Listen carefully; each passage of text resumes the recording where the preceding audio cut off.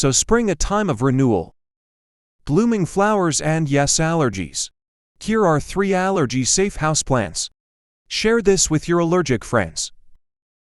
First on our list is the dragon tree or Drauchina. This striking indoor tree stands out, not just for its visual appeal, but also for its adaptability to various lighting conditions. It's a champion in improving indoor air quality by removing pollutants, offering a breath of fresh air for allergy sufferers. Next here is a flowering option that is still secure for the majority of allergy sufferers. Peace lily, because of their lustrous, deep green foliage and regal white blooms. Peace lily are incredibly popular in indoor plants. The peace lily's pollen is stickier and heavier, making it less likely to be airborne, a significant advantage for reducing indoor allergens. Lastly, we have the parlor palm.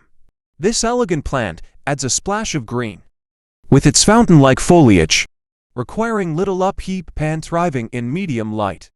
The parlor palm is a top-tier air purifier, serving as a natural humidifier and filtering out toxins and allergens with its large.